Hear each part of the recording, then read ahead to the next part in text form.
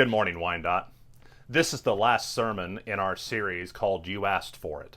And this sermon is going to be the Potpourri, the miscellaneous category for questions that didn't quite find a home in the other sermons. They're good questions. Some of them are practical. Some are very theological. We hope you enjoy this collection.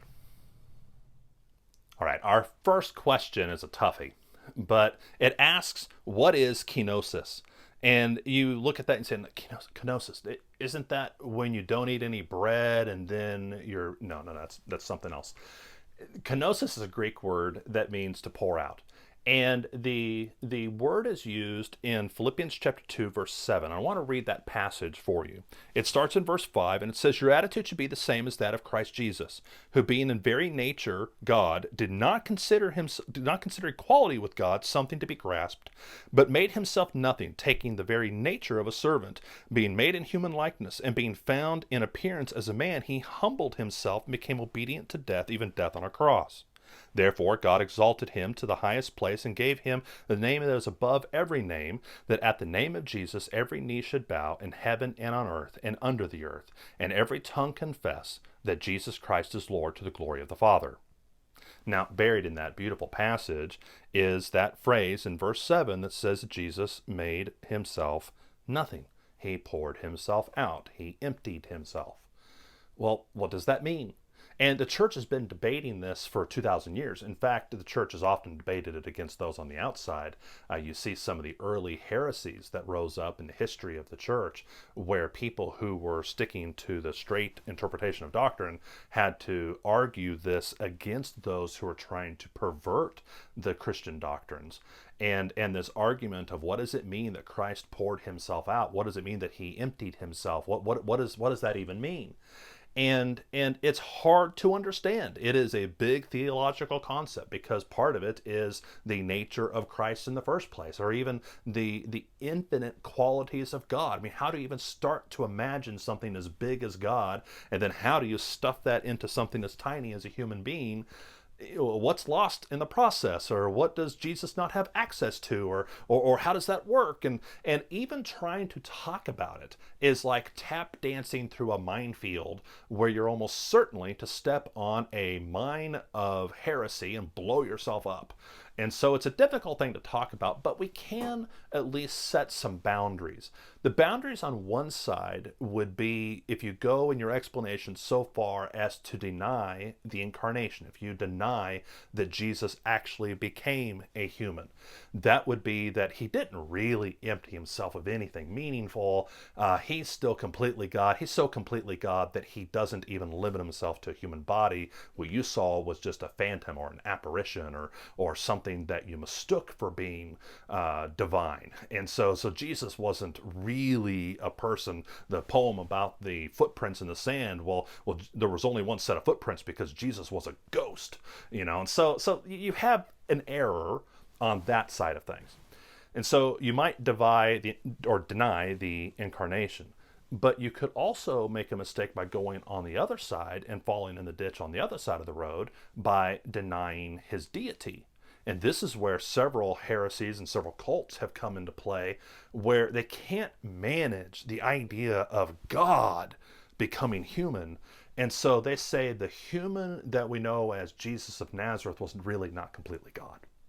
He was a little bit lesser version of a God. He's like a junior God, or he was, the child of a God, or some other step down from true divinity. And so those two mistakes, however you understand, like when Jesus performs a miracle, is he performing a miracle like Moses or Elijah or one of the apostles performed a miracle, where they themselves were not God, but God's power worked through them? Or does Jesus perform the miracle himself with his own power? When Jesus says he doesn't know things, where he doesn't know who touched him in the crowd, is he being facetious? Or does he really mean he doesn't know? When he says he doesn't know the day or the hour of his own return, in what sense was it limited from him? Was he just not accessing that information? Or was he kept from it somehow? Whatever your answers are, whatever your interpretation is, we have to be careful that we're not falling into either one of those ditches where we either say that Jesus isn't really human, in which case his sacrifice on the cross doesn't mean a whole lot to us. It'd be like Superman sacrificing himself because he doesn't really understand our pain. He doesn't really understand suffering. Maybe he didn't even really have a body. It just appeared that he died. We need Jesus to really be human if his death is going to mean anything. And or the mistake on the other side is he's not really God, in which case his death may have been a nice gesture, but it doesn't affect anything on an eternal scale because we humans are too finite. And so you need Jesus to be both man and God at the same time. And any interpretation of a verse like this that steers you off of that road is taking you into a bad place. Something else to say about kenosis is, what do you do when you come to a difficult passage? You need to look first at context. It is certainly a legitimate area of theology to talk about the emptying out of Christ in the incarnation, and what does that mean? What ramifications does that have? What interesting questions does that provide answers for? But if you look at context, this is not primarily a passage about the Christology, the understanding of who the Christ was. This is rather instead an exhortation for us to be humble. And so it says in verse 5, your attitude should be the same as that of Christ Jesus. And then it talks about what Jesus did to come to earth and to give himself for us and the eventual glorification that he's going to have. We should be willing to be humble and to be a servant and to be used by God in the same way. That's the primary meaning of the text. Now, the text alludes to something really interesting, very theological, that, the theology nerds are just going to go nuts, learning and exploring and debating. That's fine. But Philippians chapter 2 is primarily talking about being humble. So our next question is about, how does God fit into the U.S. Constitution and the Declaration of Independence? Well, this is actually a really good question because it's part of a much larger debate, one that usually is fought on this battlefield of the souls of George Washington and Thomas Jefferson, and were those founding fathers really Christian or not? And they'll debate back and forth as if the faithfulness of those founding fathers will win the game or lose the game. And people on one side are saying, oh yes, they were so holy and so pious and so devout, they just took a break from teaching Sunday school for 5 minutes to write the Constitution. And that's not exactly right, because the other side can trot out all kinds of evidence where some of those founding fathers were not very Christian, and it's pretty easy to look at their actions or their words or their writings, whatever they said or wrote, that just wasn't very Christian. And I really don't think that's where the battlefield is. I don't think that's where the real fight should be, because I don't know as though the devotion of an historical figure matters a lot to me now. I have to assume that as human beings, they probably wavered. Some of them may have been devout at one time of their life and maybe doubted at another time in their life. And so that's not terribly important. But what they wrote and the effect that had on the course of human history, I mean, that does matter, because they came up with a solution to a problem that really no one else has done, and even most other places in the world have really struggled to mimic, even after they were able to see it in action. You see, during the 1700s, you had this Enlightenment philosophy start to really gel about human liberty and freedom and government, and how mankind can be governed, and how it can progress in technology and industry and systems of government toward the future to make life better for everyone, not just at the top, but at the bottom too. And so these philosophies were coming into being, and a lot of people wanted to put them into practice. And so the American experiment took these very humanistic Enlightenment philosophies and then took the doctrines of the Bible, the Judeo-Christian answers to morality and the meaning of life and origins and destiny and all of these theological questions, and they put the two together in tension, where on the one hand, yes, you have rights, but those rights don't come from the government, they come from God. And so the government doesn't give them to you and should be restricted from trying to take them away from you, because those rights come from God. And so you take the two things and you put them together, and somehow the American system, first through the Declaration, but then especially through the Constitution and the Bill of Rights, it produces a system that somehow has lasted. That somehow has produced not just stability, but it's produced prosperity on a scale that cannot be found anywhere else in the world. And you say, well, yeah, but lots of people were talking about freedom and liberty and those kind of things in the 1700s. And that's right. We have the Declaration in the 1770s, the Constitution in the 1780s. We'll get to the 1790s, and it's the French turn to look at this liberty thing and the rights of man, that sort of thing. And so the French Revolution, though, instead of taking those humanistic Enlightenment philosophies and merging them and holding them in tension with the church and the teachings of the Bible, it instead was opposed to the church, and the church was pushed out. It was attacked and pushed away, and we were not going to have a religious society anymore. It was going to be a secular society. And instead of producing the U.S. Constitution and the Bill of Rights, it produced the guillotine. And I would argue, besides just the very bloody, turning on itself kind of story you find in the French Revolution of the 1790s, you then go forward in European continental politics, and you have the revolutions of 1848 and the Paris Commune and Karl Marx and communism and two world wars and the Holocaust, and this idea of taking the best of human thought about how man can govern himself, but removing God from the equation, has led to tens of millions of people being murdered. Where in the American experiment, those two things are held together in tension, and somehow, in spite of all of our faults, in spite of all of our mistakes and sins nationally, somehow we've produced a place that not only prospers, but is fair to even the people at the very bottom. The people at the very bottom can overcome their station, and that there's a true freedom and upward mobility that exists on a scale you can't find anywhere else. Is it perfect? No, but you can't find it anywhere else that does it any better. It's kind of like, to abuse that quote from Winston Churchill, you could say that America is the worst country in the world, except for all the others.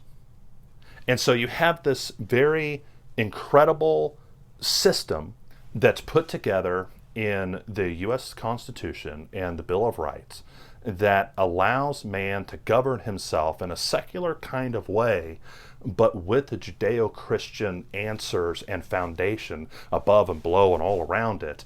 And that has brought human prosperity to new heights that have never been experienced, and really are completely unrivaled anywhere else in the world at any other time in history. Connected to the issue of patriotism and loving our country and being really proud of the uniqueness of the United States of America, you might ask, okay, so here at church then, come July 4th, we're going to have red, white, and blue bunting everywhere, and fireworks and banners and celebrations. And truth be told, we probably will not. It's not because we don't love our country. It's not because we don't think that America is a truly special place. But at the same time, it is just a place. It is just a country. It may be the most special country in the history of countries, but in the end, we're citizens of the kingdom in heaven. And so we may love this country. We may serve this country as a member of the military, or serving in law enforcement, or some other way. You may work for the government, be incredibly proud of your job. But we are not going, as Christians, to be confused about being blessed to be where we are and where we were born, or where we were allowed to move to. We're not going to be confused about that versus where we really owe our allegiance. In 1 John chapter 2, verse 15, it says not to love the world or anything in the world. And so as Christians, we can respect and admire and appreciate the wonderful blessings from God that we've received to live in this country. But we're always going to worship God. We're always going to turn to Jesus Christ. He is the one that we worship if we turn anything else into a competing interest for our allegiance, then that good thing could become an idol. And we don't want to turn away from Christ to idols. Parallel to that, I would also add that people are arguing that, oh, this is the most divided we've ever been. As a student of American history, we're not even close. Okay, we started out divided. I mean, read the Federalist Papers and the debates that were going on, even our Revolutionary War. You had about a third of the country that wanted to fight the crown. You had a third that wanted to stay loyal to King George. And you had a third that didn't care. And imagine dividing into camps of thirds on a topic that important. And then you go through American history and you've got the Civil War and civil rights and temperance and so many other political and cultural debates.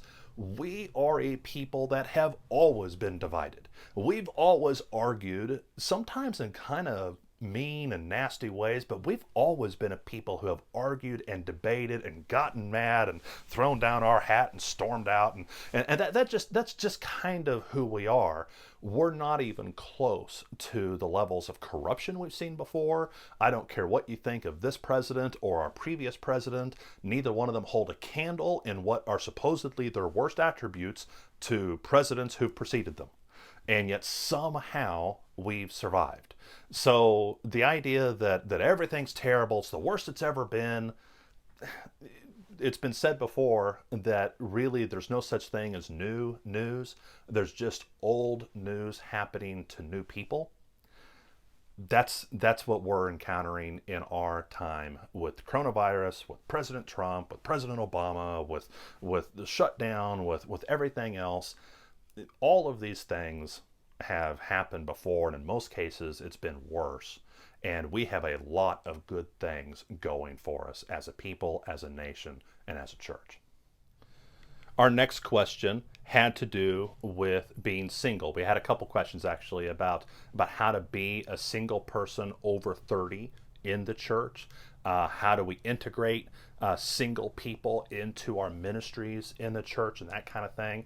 And this is something that means a lot to me pastorally, because we've always had single people. We've always had people who were never married or were divorced or were widowed, and having to come to church where in church culture we hold up marriage, which we should, it's biblical, but we hold up marriage, we hold up family, and so much functions around the concept of the nuclear family that those single individuals, those single adults, a lot of times they kind of feel like they're outsiders looking in. And our heart as a church has always gone out to those people. And if you ask about integration, how do you get involved or whatever, to me, the answer needs to be the same as it would be for a married person. That you get involved by coming and getting involved. That there's not like this special segregation where we keep all the single people over to one side.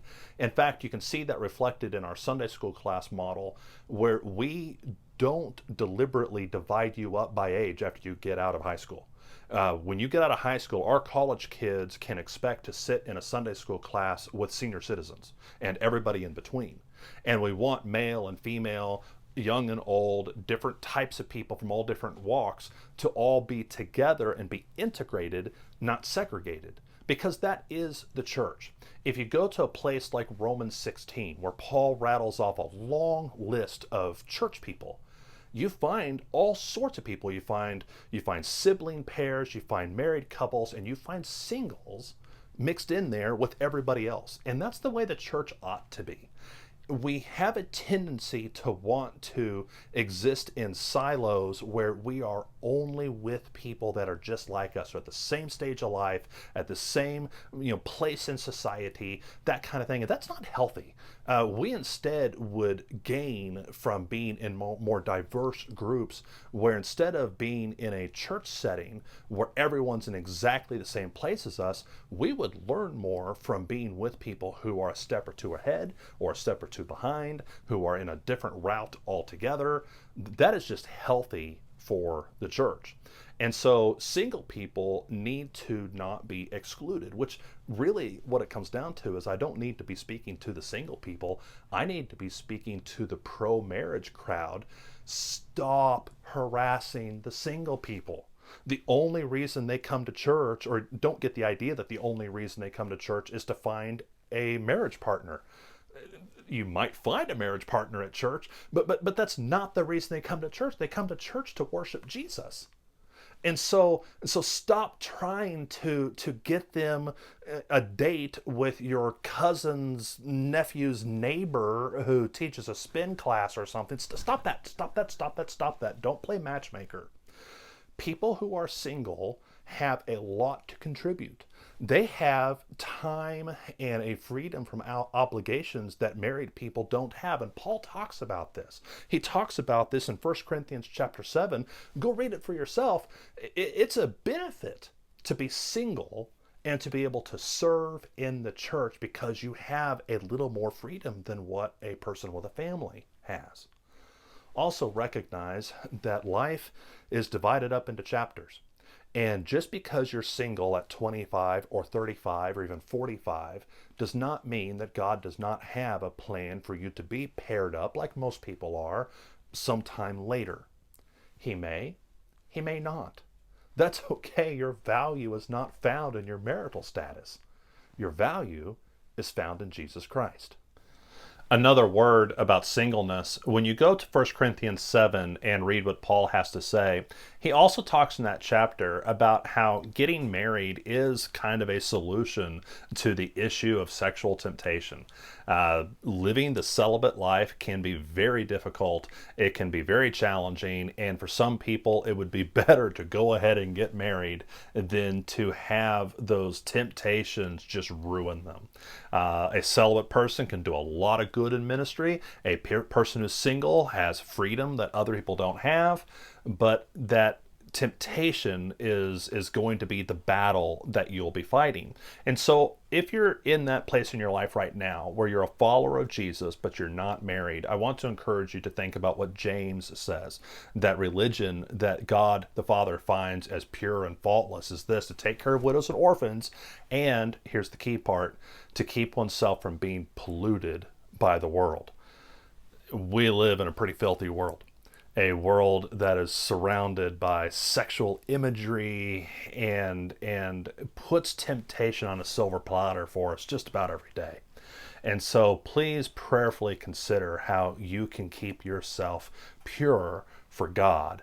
And if he calls you to be paired up for someone later, this is not simply a gift for God, it's also a gift to that future spouse.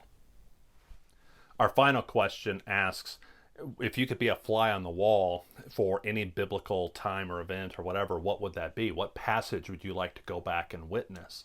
My first instinct when I heard this, my first response was a fly on the wall. Well, flies get swatted, so send me back to the fourth plague on Egypt back in Exodus, and at least I'd have safety in numbers. Go look that up. That's funny stuff right there.